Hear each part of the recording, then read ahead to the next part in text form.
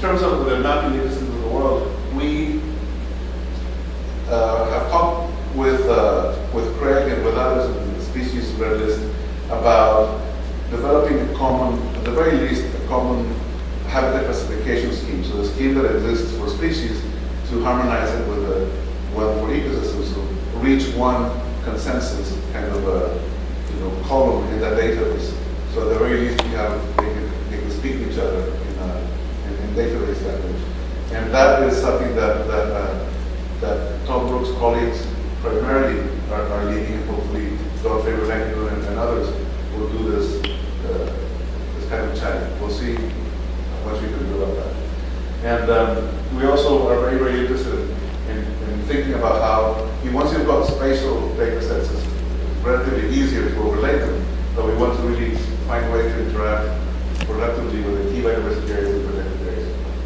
And if we were able to take this habitat classification scheme or the IVC or some unified ecosystem classification and map it to the world, then that would make it a lot easier the future assessment, both for species and ecosystems, because we have them on the template on the global template. We have a motion now being considered by the Congress. It was supposed to be voted yesterday, but now we don't know when, hopefully tomorrow. And basically it just asks to formalize what I have said until now. We want to, once this version 2 of the category criteria is out, we would like the council to look at it and adopt it, and so on, different things that I've already mentioned. We also have a growing, not quite as many logos as the SSC, but we also have lots of empty space to fill it in. So if anybody is interested in being involved, please talk to me or to Ed, and we are very, very keen in developing collaborative projects. And if you have any country level group of people who want to carry out an assessment, we can start talking about that. For the time being, using the first version of the categories and criteria that we published last year, we have done assessments for all of Venezuela, which is published. In New Zealand, some colleagues did apply the categories and criteria to a subset of New Zealand ecosystems, so they published that in Conservation Biology. And then I just found out 2 days ago that market being in China also, with one of those postdocs did an application of it, which it's a bit hard for me to read, but it looks like it's the same categories and criteria that we developed. So we have 3 countries so far that have used the new ones, and it's sort of growing. And please visit our website, which we have, it's already online. All the documents and all the pages are in Spanish, French, and English. So, get the word out. And we have documents, PDFs or links or the URLs to the documents. We have a way we're developing tools to provide support to assessments. Have a few case studies already, some opportunities for communication. I'm really bad with things like social media and stuff, but the people who run this are not so bad, so we have that alternative too. So please visit it, and it's a living document. Any suggestion on how to improve it, will be most welcome. Thank you.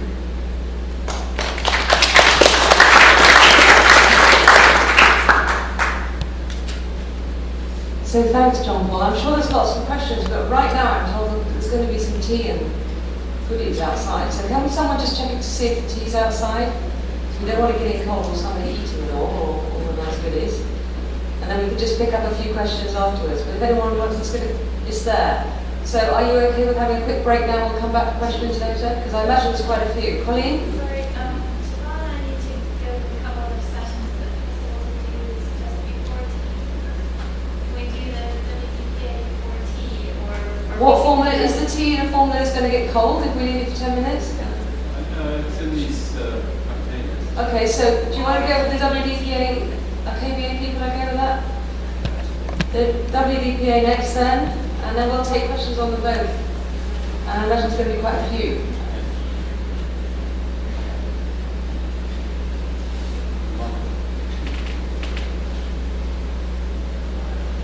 Things are going to be last, but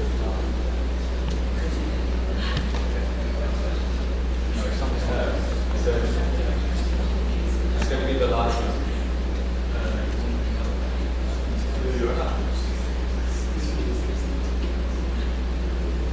I could have done with the coffee beforehand.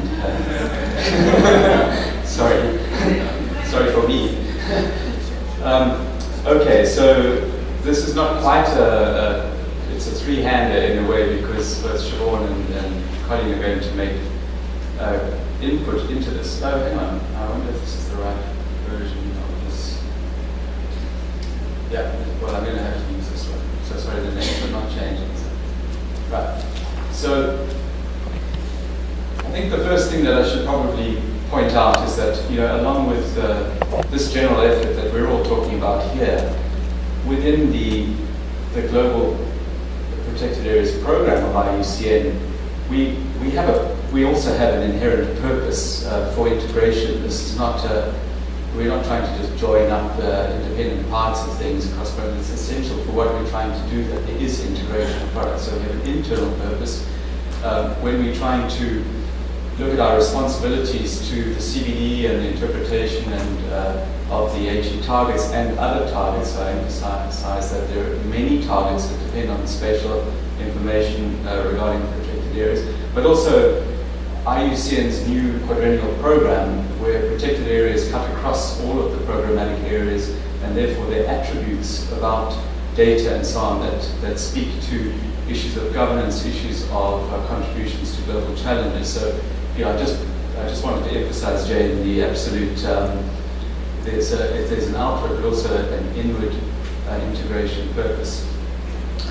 So what I've found, and what we've found as a very useful starting point, is to just look at the terms of Target 11. Helps us to disaggregate the different kinds of attributes that we're talking about, because if we're going to be helping national governments and agencies to report on these targets, then we need to understand what these data attributes are. So I won't go into all of that, but you know what they are. We've got the conservation of nature. We've got issues about management and governance. We've got issues about representativeness and connectivity. And this wild card of other, and then issues about integration, which points to the wider purpose. Just to mention, because this is a partnership, just like the Red List and others that we're talking about, these things grow over many years, and it's always been a partnership, and that's part of how this has to be managed. So UNEP, WCMC, and IUCN are in together on this one, and with other agencies. Probably the most important thing that I could point to as a significant point in time on that timeline would be the first publication of the Protected Planet Report that follows on the adoption of the targets. And so this report would be intended to, over time, improve in terms of its content and quality so that it can report on progress against the target. So it points to some of the issues. But there's also been a use of this information in other forms of reporting up to this point.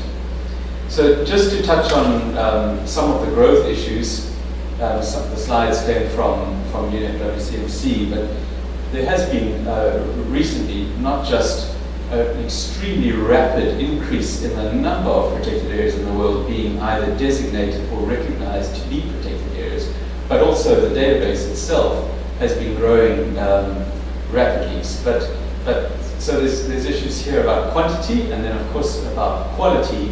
And like the Red List and the others that we've been hearing about, this process of validation against particular standards is a crucial one, and one that is still tripping us up all the time. So we can have very ambitious uses of information, but the thing you have to stand and take responsibility for then is sort of the quality, and this is really a challenge for us still. I think my colleagues, I don't know if Siobhan's like that person that's responsible for this piece. So I don't know if you've got anything to add at this point, Siobhan. Maybe say something. Okay, say it at the end, right. And then, of course, just like the others, I mean, if you start looking at all the partners, all the national agencies that contribute information and all the different groups and so on that validate it. It's quite complex. But, you know, and that goes from local all the way to global in terms of a hierarchy of validation. So let me just return to the terms briefly, just so I can explain what the kind of ambition would be with integration. And you can map your own attributes to these attributes and see where the connectivity really is between these things. So this is one of Stephen's slides where he uses to look at, you know, achievement against targets in North America, you know, with a surrogate ecosystem in the sense of ecozones. But if we are focusing on areas that are of particular importance for the conservation of biodiversity and ecosystem services, which is an attribute we haven't quite got to, that are also ecologically represented and then well connected, there's a demand there for spatial information that enables us to understand how we're doing against whatever the target happens to be. And one way of looking at that is in sheer area, in terms of what area is covered, even if it's not the right area. So, being able to show what the gap is between the aspiration and the actual reality. And of course, there may be all sorts of data artifices in here that confound the accuracy of this. The other thing that's really important from a global point of view is that these goals are set at a global level, but of course have to be interpreted at the national level, which means that, you know, what are you adding up and what are you summarizing, and does that actually add up to representativity at a global level or a regional level or at a national level? So there's some complications about the standards. The second thing is about effective management. Now, really, only a first attempt has been made because countries have signed commitments to assess the management effectiveness of protected areas in protected area systems. But we're talking about 200,000 odd protected areas in the world and about, I don't know, 8,000 that have been assessed. So the gap in actually simply carrying out assessments is huge. But also there's a gap in actually integrating the results of those assessments as attributes of the protected areas themselves in a standardized way in the database. So this is an issue.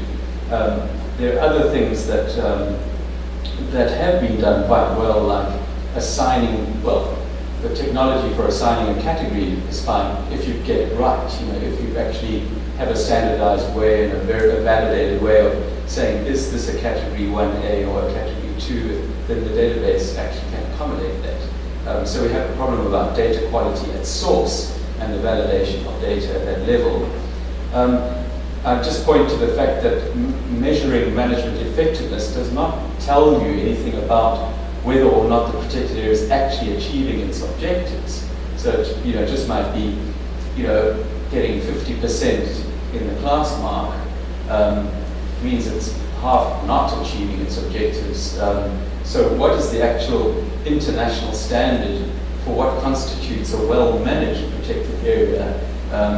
And do we have any way of comparing that across countries and across regions? So there's, you know, so I'm pointing to a gap there. Then there are other attributes that nobody's measuring, like, and I'll just touch on those. One would be, it's absolutely crucial, whether or not the site or the system is financially sustainable. And then if you start talking about those other terms like areas that are important for the conservation of ecosystem services, what is the linkage between all these things and to the different sources and of funds and how they're used? So the only place in the world where there's been a systematic collection of this information is in Latin America and the Caribbean, where all 19 countries have a standardized look at the protected area system and the status of financing, both the costs and the sources and uses of finance. The thing we feel is going to be quite important, and there's some work going on out there in the Congress today, would be to actually develop a quality standard. What is it? And if you break it down into the criteria that support that standard, what are the individual standards that would, for example, if I pick on the fourth one, that there is a standard for governance, so pointing to those other knowledge products that Jane mentioned earlier, what does it mean when we say an area is equitably governed? What's the standard? What are the what would be the attributes of that, and could we measure it, and could we attach it as a particular database? And governance, of course, works at two levels. So I'm going back to the issue of legislation again. Every area inherently is designated, and it's designated in terms of some governance arrangement, whether it's a law or a traditional knowledge system. So there's the question of how are we linking the legal or other designation of protected areas to the protected themselves, and then beyond that, what form of governance? Is this private? Is it government? Is it by indigenous communities, or is it a form of shared governance? And the interesting and nice, messy complication is when it's multiple agency governance, or whether it overlaps with other forms like biospheric, World Heritage Sites, and so on. So we have this is really nice. Everyone wants to get into complexity. I think species are complex, but this, the world of institutions is inherently mind-blowing.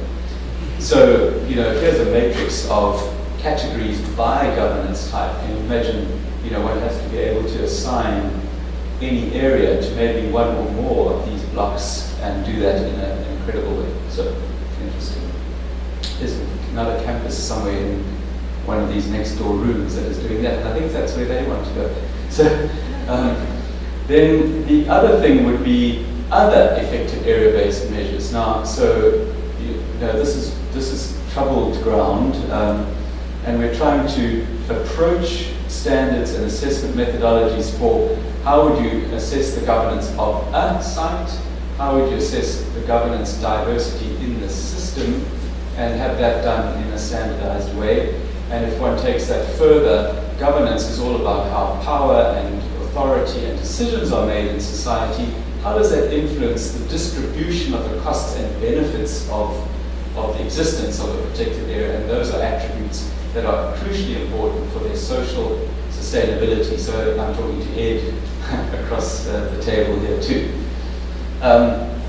And this is my pet topic, because I suppose I came to IUCN with this in my satchel, was how you would then embed that into governance systems at the landscape, seascape scale through integration of spatial information on biodiversity pattern and process into sectoral decision making, whether it's for water or agriculture, for exploitation of fisheries.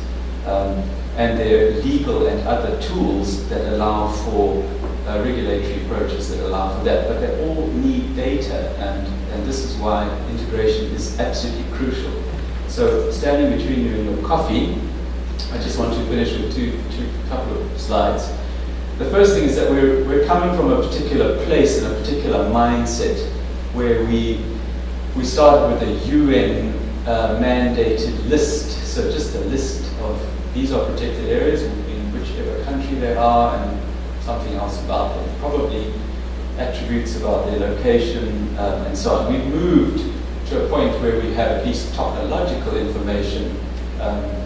We know something about their inherent location, their shape, their size, and so you can overlay with many things you've been talking about and say, do they overlap with threatened ecosystems or with key biodiversity areas or with places that are important for ecosystem services.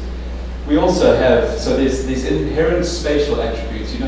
As long as you know where it is, you can drill down and get a whole lot of information, which is simple.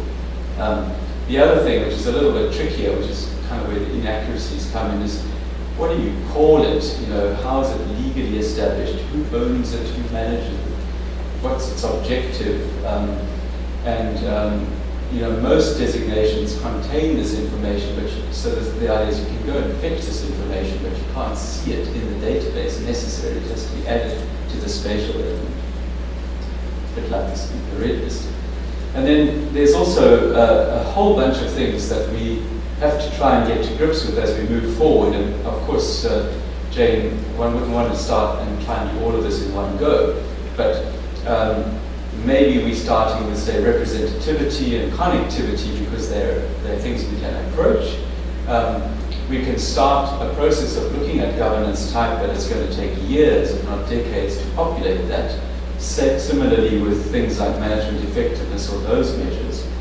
And then if we go to a different attribute, which is quality, we start saying, it's a bit like, threatened, endangered, and so on, the kinds of things you guys in the red list of both species and ecosystems have been confronting is, what do we mean when we say something is well governed, or not well governed, or at risk of, or is well managed, or is so badly managed that it only exists on paper, or some things that have quite neat connections with other kinds of databases in the world, like tourism database. You go and search for a place to go on the internet, you find lots and lots of information about what